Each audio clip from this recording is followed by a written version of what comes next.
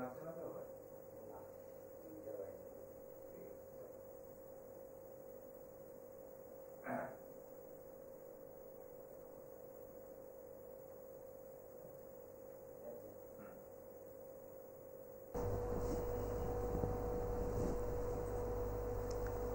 Kolkata, live at Amar channel, and we are back with our best mentor, legal consultant, eminent advocate Tirthankar Mukherjee. Thank you sir for joining Hello Kolkata live. আমার মনে হয় আজকে আমাদের 8ম episode. For 7 wonderful episodes, Tirthankar sir has recounted how we can spread legal awareness across the society. আর শুধু একজন eminent advocate নয়, আমাদের তীর্থঙ্কর sir কিন্তু একজন acclaimed social activist, rights activist, founder of Bars global news, chairperson of national judicial council and a really super active person. সবসময় সবাইকে help করার জন্য সর্বাগ্রে এগিয়ে আসেন আমাদের তীর্থঙ্কর মুখার্জি স্যার। তীর্থঙ্কর স্যার, একটু যদি আমরা লিগাল অ্যাওয়ারনেস যেটা নাকি মেইন টপিক, তার আগে যদি একটা দুটো ইনস্টেন্স বলেন যেখানে আপনি একদম অন স্পট গিয়ে মানুষের পাশে দাঁড়িয়েছেন, সেই ঘটনাগুলো আমি অ্যাজ মিডিয়া পার্সন চাক্ষুষ দেখেছি, একটু যদি আমাদের দর্শক বন্ধুদের প্লিজ একটা দুটো ইনস্টেন্স বলেন স্যার প্লিজ। আমরা সবসময় চেষ্টা করি যে আলট্রুইস্টিক অ্যাক্টিভিটিস, যেটা আমি বারবার করে বলে থাকি, সেই আলট্রুইস্টিক অ্যাক্টিভিটিস ক্যারি অন করার চেষ্টা করি on behalf of me, on behalf of my organization. Ashish Bosak saheb part and parcel of my organization. উনি বহুত বড় মনের মানুষ, ম্যান উইথ গোল্ডেন হার্ট। সেই জন্য সবসময় নিজের যে গুণগুলো এক্সপ্রেস করেন না, অনেক সময় রিসেসিভ থেকে যায়। ইনস্পাইট অফ দ্যাট আমরা বলতে চাই, হাওড়ায় রিসেন্টলি যে ঘটনাটা ঘটছে, হাওড়ার মানুষ কিন্তু জলকষ্টে হাহাকার করছে। অনেক মানুষ কিন্তু বাসস্থানহীন হয়ে গেছে, তাদের বাড়ি ভেঙে পড়েছে, মাটি আলগা হয়ে গিয়ে নিচে মিথেনের স্তর ডেভেলপ করায় মাটি আলগা হয়ে গেছে। এর ফলে অনেকের কালকে কিন্তু বাড়িঘর ধসে পড়েছে। এই অবস্থায় যারা ওখানে একদম মানে বিলো পভার্টি লেভেলের মানুষরা বসবাস করেন, গরিব মানুষরা, যাদের পেকুনিয়ারি কন্ডিশন একেবারেই খারাপ, সেই সমস্ত মানুষদের জন্য আমি সমবেদনা জানাচ্ছি এবং আমার অর্গানাইজেশন সর্বদা সেই সমস্ত গরিব দুস্থ মানুষ যারা বর্তমানে বাসস্থানহীন, যারা জলকষ্টে ভুগছেন, সেই হাওড়ার মানুষদের কাছে, বেলগাছিয়া বস্তির যে হাওড়ার যে মানুষরা, তাদের পাশে কিন্তু human rights BAHR nationalist forum এবং জুডিশিয়াল কাউন্সিলের টিম সেই হাওড়ার মানুষদের পাশে রয়েছে। এছাড়াও আমরা এই আলট্রুইস্টিক অ্যাক্টিভিটি বা বেনেভোলেন্ট অ্যাক্টিভিটি কিন্তু সর্বত্র, ভারতবর্ষের সর্বত্র করার চেষ্টা করি for the sake of poor people, for the sake of indigent people.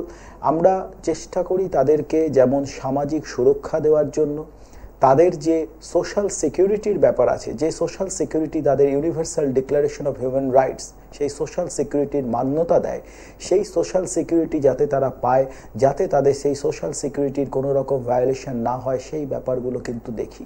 কারণ right to life is very important for human being, কিন্তু আমি মনে করি right to life with dignity, আবার রিইটারেট করছি, not only right to life, right to life with dignity is very important, যেটা আমি as human rights defender বা human rights activist হিসাবে আমার মূল মোটো বলে মনে করি এবং সেটাকেই আমি কিন্তু করার চেষ্টা করি। আমার organization human rights BAHR nationalist forum under the leadership of not only me, আমার পুরো অর্গানাইজেশন, আমি মনে করি আমার পুরো অর্গানাইজেশন লিডার এবং ডিসেন্ট্রালাইজেশন অফ পাওয়ারে আমি বিশ্বাসী। যত আমি ডিসেন্ট্রালাইজ অফ পাওয়ার করব, তত কিন্তু আমার কাজ ভালো হবে। আমার কাজ আমি বিভিন্ন প্রান্তে মাইক্রো লেভেল অ্যান্ড ম্যাক্রো লেভেলে আমার কাজটাকে ছড়িয়ে দিতে পারবো, তাতে বেশি সংখ্যক মানুষ কিন্তু উপকৃত হবে। আমি মনে করি যে আর্স লঙ্গা ভিটা ব্রেভিস, অর্থাৎ art is long but life is short. এই শর্ট লাইফেই কিন্তু আমাদের ভালো ভালো কাজ, আলট্রুইস্টিক অ্যাক্টিভিটিস করে যেতে হবে। যদি জীবনে টাইম থাকে তাহলে কিন্তু সেই টাইমটাকে আমাদেরকে ভালো কাজে ইউটিলাইজ করতে হবে, for the sake of human being utilize করতে হবে। আমি ধূপের মতো হতে বিশ্বাস করি, নিজে জ্বলবো ঠিক আছে, কিন্তু অন্যকে সুগন্ধ দিতে চাই, অন্য মানুষের উপকার করতে চাই বারে বারে। সেই উপকার কখনো আলট্রুইস্টিক অ্যাক্টিভিটিসের মাধ্যমে, সোশ্যাল ওয়েলফেয়ার অ্যাক্টিভিটিসের মাধ্যমে, কিংবা আমাদের যে legal awareness camp judicial council এবং হিউম্যান রাইটস BAHRS-এর চলে, সেটা আমরা নিরন্তর চালাতে চাই। সেটা আমরা বিভিন্ন জায়গায়, যেমন মুর্শিদাবাদে আমরা প্রোটেকশন অফ চাইল্ড ম্যারেজের উপর কাজ করছি। গতকালই একটা প্রোগ্রামে আমি একটি সেমিনার ছিল আমাদের, সেখানে আমি বলছিলাম যে ইউনিভার্সাল ডিক্লারেশন অফ হিউম্যান রাইটসের একটা বড় পার্ট কিন্তু যে চাইল্ড রাইটসটা কিন্তু একটা বড় পার্ট। সেখানে কিন্তু আমরা দেখছি বিভিন্ন জায়গায় চাইল্ড রাইটস কিন্তু কি হচ্ছে, ভায়োলেট হচ্ছে। কখন ভায়োলেট হচ্ছে? যখন বিভিন্ন জায়গায় চাইল্ড ম্যারেজের ঘটনা ঘটছে, যখন বিভিন্ন প্রান্তে চাইল্ড লেবার বা হ্যাজার্ডাস চাইল্ড ওয়ার্কের ঘটনা ঘটছে। সেই hazardous child work, child labour, cruelty on juvenile, right two free and compulsory education to every children from 6 to 14, এবং অবশ্যই প্রোটেকশন অফ চাইল্ড ম্যারেজ। এই বেসিক যে মুদ্রাগুলো নিয়ে, এই বেসিক কাজগুলো নিয়ে কিন্তু আমরা সারা ভারতবর্ষে মুভমেন্ট করছি। যেখানে আমরা দেখছি বাল্যবিবাহ হচ্ছে, সেই জায়গায় সেই বাল্যবিবাহের দুটো মূল কারণ রয়েছে। একটা হচ্ছে আমাদের দেশের বা আমাদের রাজ্যের সোশিও ইকোনমিক কন্ডিশন। কারণ অর্জুন সেনগুপ্তর যদি লাস্ট সমীক্ষা আপনারা দেখেন, তখন দেখবেন যে 77% বেশি মানুষের দৈনিক এক্সপেন্ডিচার কিন্তু 20 টাকারও কম। অর্থাৎ পভার্টি লেভেলটা অস্বীকার করার উপায় নেই। একদিকে যখন ভারতবর্ষ চেরাপুঞ্জির মতো অবস্থান করছে, একদিকে যাদের টাকার দরকার নেই তাদের কাছে প্রচুর টাকা রয়েছে। অর্থাৎ চেরাপুঞ্জি যেখানে বৃষ্টির দরকার নেই সেখানে অনেক বৃষ্টি, কিন্তু গোবি সাহারা যেখানে জলের জন্য হাহাকার সেখানে জলের অভাব। অর্থাৎ হ্যাভ এবং হ্যাভ নট সেকশন, যারা রিচ এবং পুয়ার সেকশন, তাদের মধ্যে ডিসপ্যারিটি যেটা, সেই ডিসপ্যারিটিটা কিন্তু অনেকটাই অবভিয়াস। এই জায়গাতেই আমাদের লড়াই। আমরা মনে করি আমাদের কিন্তু এক একজন মানুষকে রবিনহুডের ভূমিকা পালন করতে হবে। আমাদের যেটা করতে হবে, আমাদের তো অনেক আছে, যারা হ্যাপ সেকশন, তাদেরকে কিন্তু আলট্রুইস্টিক, ম্যাগনানিমাস এবং বেনেভোলেন্ট অ্যাক্টিভিটিতে নিজেদেরকে নিযুক্ত করতে হবে। মনটাকে বড় রাখতে হবে। তাল গাছ হয়ে বেঁচে থেকে লাভ নেই, বট গাছ হতে হবে।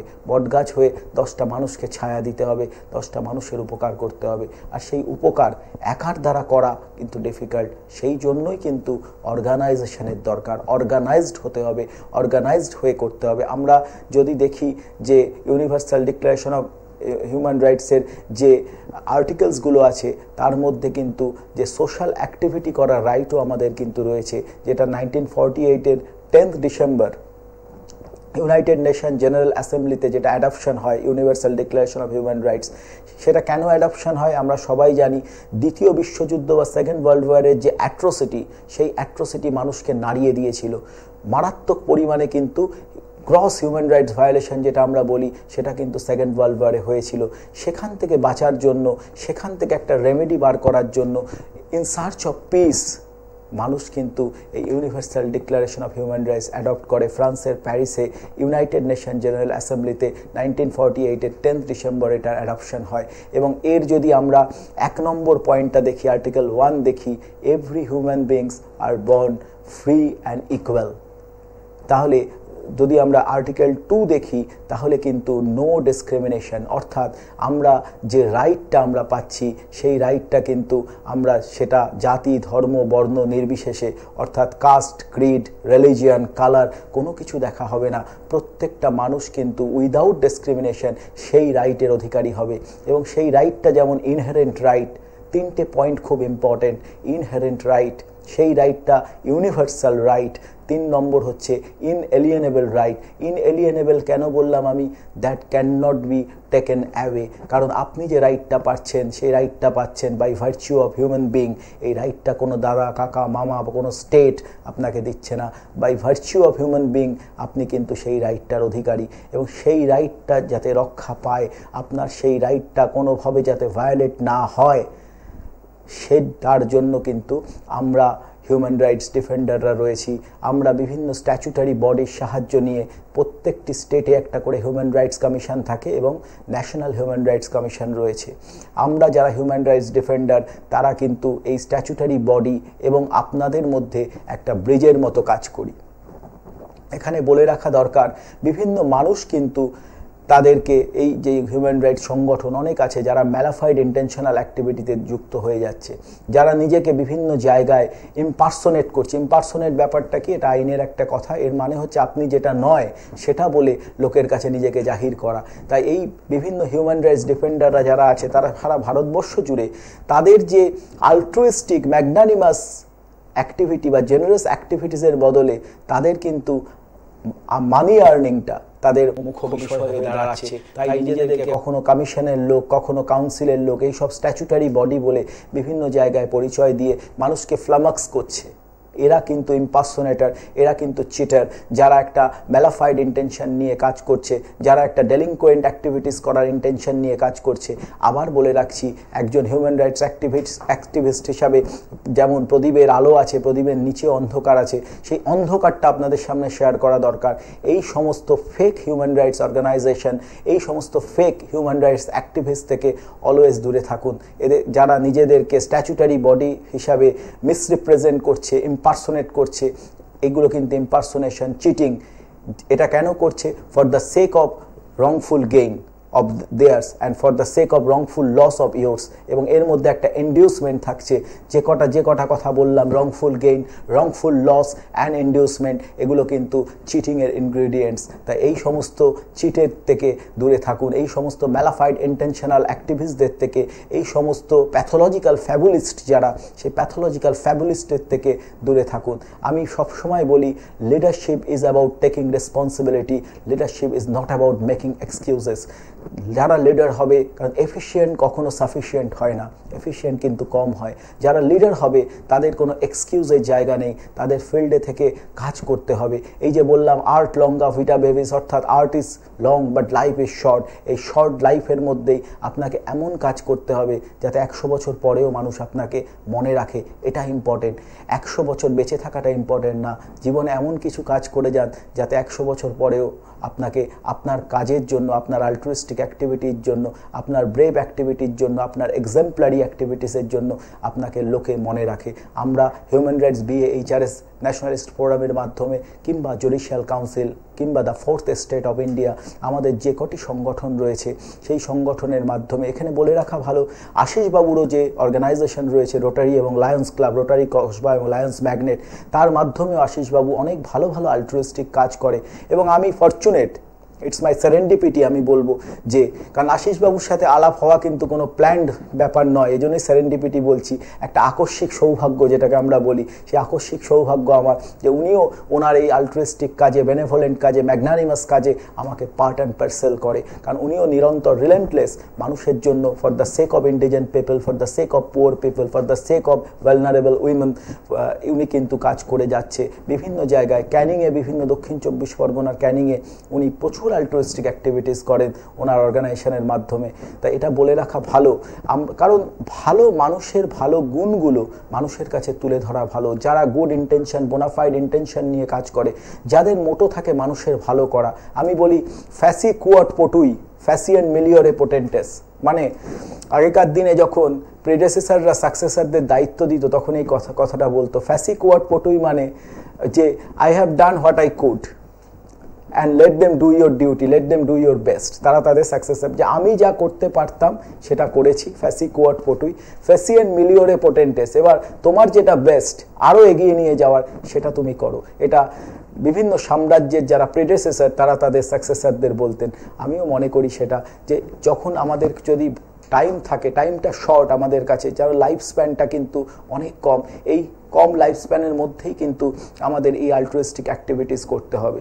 ওয়েস্ট বেঙ্গল যেমন বর্ডার সংলগ্ন এরিয়া, আমি বারবার বলেছি, যেখানে immoral trafficking is in full swing, যেখানে দেখা যাচ্ছে উইমেন এবং চাইল্ডরা মোস্ট সাসেপ্টেবল এই হিউম্যান ট্রাফিকিং বা ইমোরাল ট্রাফিকিংয়ে, সেখানে আপনাদেরকে সতর্ক থাকতে হবে। আমি বারবার বলি, নেট ইউজ করবেন, ফেসবুক করুন, হোয়াটসঅ্যাপ করুন, কিন্তু জালে পা দেবেন না। কাদের জালে পা দেবেন না? যারা দুষ্কৃতী, যারা ম্যালাফাইড ইন্টেনশনাল নিয়ে চলছে, যারা আপনার ক্ষতি সাধন করতে চাইছে, ক্ষতি সাধন করার জন্য নিজেকে ইম্পারসোনেট করছে, অর্থাৎ নিজে যেটা নয় সেটা বলে আপনাদের সামনে পরিচয় দিচ্ছে। আপনাদের এই ফেসবুক তথা ফেক বুক, আমি এই ফেসবুককে ফেক বুক বলে থাকি, এই জন্যই বলে থাকি যে এখানে যেটা মানুষ যা নয়, অনেক ভালো মানুষ থাকে, সঠিক মানুষ থাকে, আলট্রুইস্টিক মানুষ থাকে, গ্রেট হিউম্যান বিং থাকে, যাকে আমরা বনজা বলে থাকি, Australian slang bonza, great human being যেমন থাকছে, তেমন কিন্তু অনেক ইম্পারসোনেটার, অনেক mala fide intentional person, delinquent person, তারা কিন্তু ম্যালেভোলেন্ট পার্সন, তারা কিন্তু দেখা যাচ্ছে বিভিন্ন রকম ফেক অ্যাকাউন্ট তৈরি করে নিজে যেটা নয় সেটাকে, এই যে আগেই বললাম, ইম্পারসোনেট করে মানুষের কাছে নিজের পরিচয় স্থাপন করছে। চাকরি দেওয়ার নামে, আমি প্রথমেই বলার সময় বললাম চাইল্ড ম্যারেজের দুটো কারণ, একটা হচ্ছে সোশিও ইকোনমিক কন্ডিশন, আরেকটা হচ্ছে ল্যাক অফ এডুকেশন। তেমনি সেখানে ইমোরাল ট্রাফিকিংটাও কিন্তু এই ব্যাপার। গ্রামের দিকে যে মফস্বল এরিয়া, সাবার্ব এরিয়া বা একদম রিমোট ভিলেজ তারা টার্গেট করছে, তারা বলছে on the pretext of getting them job, lucrative job, তারা কি করছে, মেয়েদেরকে ফাঁদে ফেলছে, তাদেরকে দেখা যাচ্ছে বিভিন্ন জায়গায় ব্রথেলে বিক্রি করছে, তারা পাশবিক অত্যাচার, পারসিকিউশনের শিকার হচ্ছে। এই ইমোরাল ট্রাফিকিং যখন হচ্ছে, সেই ট্রাফিক গার্লদের আমরা হরিয়ানার বিভিন্ন জায়গা থেকে আমাদের সংগঠনের মাধ্যমে রিকভার করেছি, সেটা আম্বালা হোক, পানিপথ হোক, আটারি হোক, কুরুক্ষেত্র হোক, বিভিন্ন জায়গা থেকে আমরা কিন্তু, এবং দিল্লির অনেক প্রত্যন্ত ভিলেজ থেকেও আমরা রিকভার করেছি এই ট্রাফিক গার্লদের, যারা অত্যাধিক পরিমাণে পারসিকিউশনের শিকার হয়েছে, পাশবিক পারসিকিউশনের শিকার হয়েছে, শুধুমাত্র প্রথমে এই সমস্ত ফেক বা ইম্পারসোনেটার, চিটার, তাদের ফাঁদে পা দিয়ে, ম্যালাফাইড ইন্টেনশনাল পিপল যারা, তাদের ফাঁদে পা দিয়ে তারা কাজের জন্য বাইরে যেতে চেয়েছে, কিন্তু কাজের জন্য বাইরে যাওয়ার বদলে, কাজের বদলে তাদের যেটা জুটেছে শারীরিক অত্যাচার, তারা প্রস্টিটিউশনের শিকার হয়েছে, তারা কমার্শিয়াল সেক্সুয়াল এক্সপ্লয়টেশনের শিকার হয়েছে। একইভাবে চাইল্ডদের ক্ষেত্রেও সেটা প্রযোজ্য। চাইল্ড ট্রাফিকড হয়ে তারা বিভিন্ন বেগার র্যাকেটে, ভারতবর্ষ জুড়ে এই বেগার র্যাকেট কিন্তু যথেষ্ট অ্যাক্টিভ। আপনারা গাড়ি করে যাচ্ছেন, গাড়ির সামনে একটা বাচ্চা এসে বলছে আমাকে টাকা দাও, দেখবেন আপনি বলবেন না টাকা দেবো না, তোদেরকে আমি খেতে দিচ্ছি, চল কি খাবি, কি ভালো খাবি খা। ওরা খাবে না, ওরা বলছে না আমাকে টাকা দাও, কারণ ওদের পেছনেই কিন্তু সেই বেগার্স র্যাকেটের কিং পিন পেছনে দাঁড়িয়ে সব কিছু অবজার্ভ করছে। যদি বাচ্চাটা টাকার বদলে খাবার পায়, তখনই তাদেরকে উপর কিন্তু সেই বাচ্চাটার উপর পাশবিক অত্যাচার হচ্ছে, যেটাকে আমরা ক্রুয়েলটি অন জুভেনাইল বলি। এগুলো কিন্তু সেই ট্রাফিকড বাচ্চা, সেই তাদের উপর অত্যাচার হচ্ছে। বিভিন্ন জায়গায় আমরা প্রশাসনের সাহায্য নিয়ে, ল এনফোর্সমেন্ট এজেন্সির সাহায্য নিয়ে বেগার্স র্যাকেটটাকে আমরা বাস্টেড করেছি।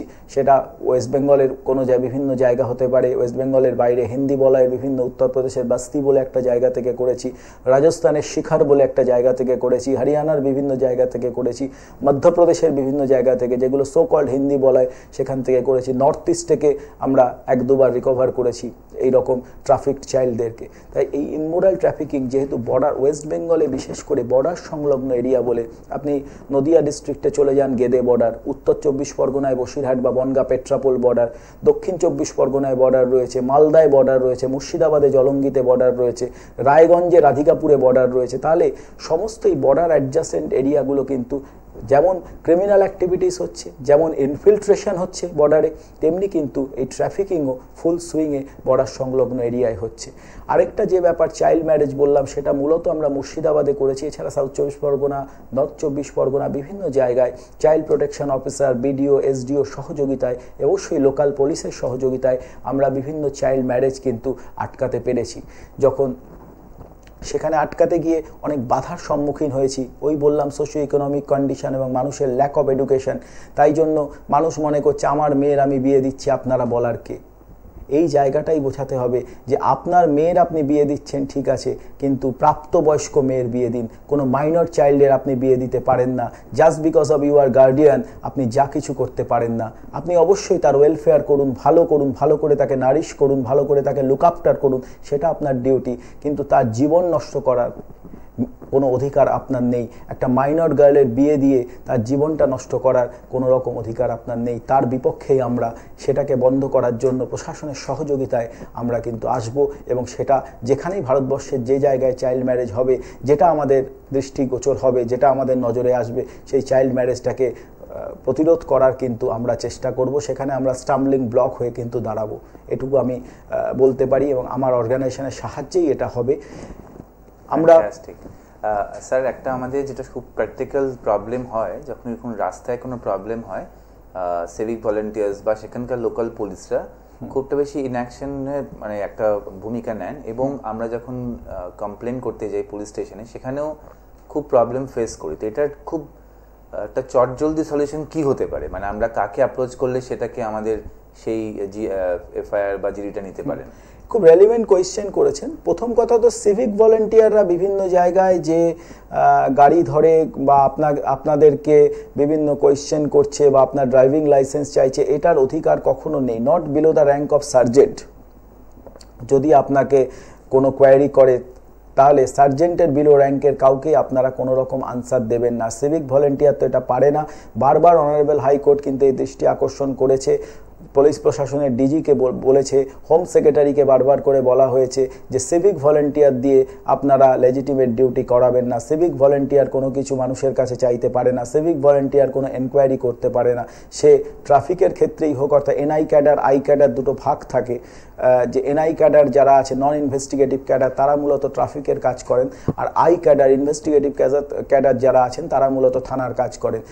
দুটো ক্ষেত্রেই হোক সিভিক পুলিশরা কিন্তু কোনোভাবে এনকোয়ারির কাজ করতে পারবে না, সিভিক পুলিশরা কোনো রকম ওয়েপন হাতে নিতে পারবে না, সিভিক পুলিশরা কোনোভাবে মানুষকে হ্যারাস করতে পারবে না, তাদের কাছ থেকে ড্রাইভিং লাইসেন্স চাওয়া বা তাদেরকে কোনো রকম কোয়ারি করা সেটা কিন্তু সিভিক পুলিশ করতে পারবে না। এটা কিন্তু গ্রস মিসইউজ অফ ল। এটা যদি হয় আপনারা সঙ্গে সঙ্গে পুলিশের হায়ার অথরিটিকে আপনারা রিপোর্ট করুন। যদি আপনারা মনে করেন যে থানায় যাবেন না, যেটা আশিসবাবু বললেন, থানায় গিয়ে প্রায়ই আমরা ডিফিকাল্টি ফেস করি, বিভিন্ন জায়গায় অনেক রেফারেন্স, দাদা কাকা মামাদের রেফারেন্স নিয়ে আমাদেরকে যেতে হয়। আমার কোনো রেফারেন্সের দরকার নেই। আমরা উইদাউট রেফারেন্স আমরা কি করতে পারি, আমরা প্রত্যেকটা থানার একটা নির্দিষ্ট মেল আইডি আছে, সেই মেল আইডিতে আপনাদের কমপ্লেন পাঠান, অথবা স্পিড পোস্টের মাধ্যমে যে কমপ্লেন্যান্ট তার সইটা লাস্টে করে স্পিড পোস্টের মাধ্যমে পাঠিয়ে দিন, সেটাও কিন্তু কমপ্লেন হিসাবে গ্রাহ্য হবে। যদি তারপরও দেখেন আপনার কথা পুলিশ কর্ণপাত করছে না বা পুলিশ কোনো অ্যাকশান নিচ্ছে না, আপনারা ইনঅ্যাকশানের ক্ষেত্রে কনস্টিটিউশনাল কোর্টেও যেতে পারেন।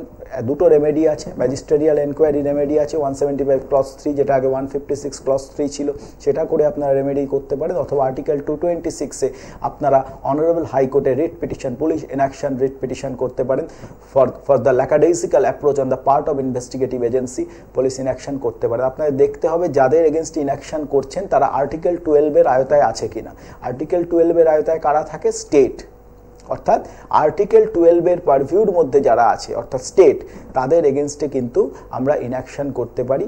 আর যদি কোনো পার্টিকুলার প্রাইভেট কমপ্লেনেন্ট থাকে তাদেরকে প্রাইভেট রেসপন্ডেন্ট করতে হয়। মেইন রেসপন্ডেন্ট কিন্তু হবে স্টেট, যারা আর্টিকেল 12-এর পারভিউর মধ্যে বা অ্যাম্বিটের মধ্যে আছে, আর বাকিরা কিন্তু হবে প্রাইভেট রেসপন্ডেন্ট। এটা আমরা কনস্টিটিউশনাল কোর্টের ক্ষেত্রে বলছি, হাইকোর্টের ক্ষেত্রে। আর সুপ্রিম কোর্টে যদি আপনি রিড করতে চান সেটা আর্টিকেল 32, যেমন হাইকোর্টে আর্টিকেল 226, সুপ্রিম কোর্টে আর্টিকেল 32।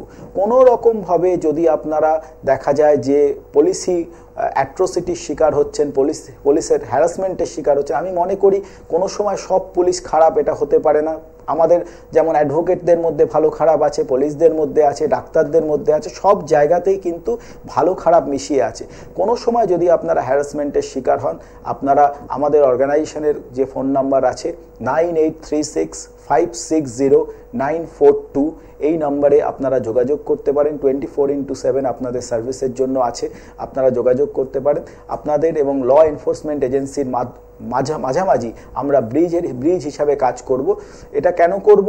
এটা কিন্তু অন্য কোনো আমাদের হিডেন মোটিভ নেই। আমাদের মোটিভ হচ্ছে আপনাদেরকে সাহায্য করা, আপনাদের লিগাল অ্যাওয়ারনেসের জন্য, আপনাদেরকে লিগালি হেল্প করার জন্য। কারণ সমস্ত rank and file of the country, তাদেরকে যাতে আমরা সঠিকভাবে লিগাল ওয়েতে হেল্প করতে পারি। তারা কোনো রকমভাবে হ্যারাসমেন্টের শিকার, সে পুলিশ হ্যারাসমেন্ট হোক বা যে কোনো স্টেট অথরিটির হ্যারাসমেন্ট হোক বা যে কোনো রকম হ্যারাসমেন্ট হোক, তার যদি শিকার হয়, যে কোনো জায়গায় যদি আপনার যে universal Declaration of Human rights অনুযায়ী আপনাদের যে আর্টিকেল 30টা আর্টিকেল আছে, সেই আর্টিকেলে আপনাদের যে রাইটের কথা বলা হয়েছে, সেই রাইট যদি ইনফ্রিঞ্জড হয়, সেই রাইট যদি ভায়োলেট হয়, তার এগেনস্টে আমরা কিন্তু সবসময় লড়বো। আপনার রাইটটাকে প্রতিষ্ঠা করার জন্য, আপনার রাইটটাকে আফোল্ড করার জন্য আমার অর্গানাইজেশন হিউম্যান রাইটস BAHR সর্বদাই লড়বে। এটুকু আপনাদেরকে আমরা অ্যাসিওর করতে পারি। Fantastic. Actually time flies with advocate Tirthankar Mukherjee sir. মন তো চায় যে আরও শুনি স্যারের কথা, তবে সেটা নেক্সট এপিসোডের জন্য আমরা তুলে রাখছি। হ্যালো কলকাতা লাইভ উইথ তীর্থঙ্কর মুখার্জি শীঘ্রই ফিরে আসবো 3 দিনের মধ্যেই। আজকে স্যারের প্রতি শ্রদ্ধার্ঘ হ্যালো কলকাতা ক্রনিকলে স্যারের বিভিন্ন যে ওনার পয়েন্টস অফ উইজডম সেগুলো আমরা পাবলিশ করি প্রতি উইকে হ্যালো কলকাতা ক্রনিকল। আর এই বই আমাদের 4th বই ILF শরৎকাহন, এখানেও স্যারের 2টি আর্টিকেল আছে লিগাল অ্যাওয়ারনেসের ওপরে। তেমনি নেক্সট বইতেও স্যারের আসছে LCSF নববর্ষ স্পেশাল। এভাবেই তীর্থঙ্কর স্যার আমাদের সঙ্গে থাকুন হ্যালো কলকাতা লাইভ, সঙ্গে থাকুন উইথ আমার চ্যানেল। নমস্কার, থ্যাংক ইউ আশিস বসাক সাহেব, থ্যাংকস ওয়ান্স অ্যাগেন, সেম্পার গ্রেটাস।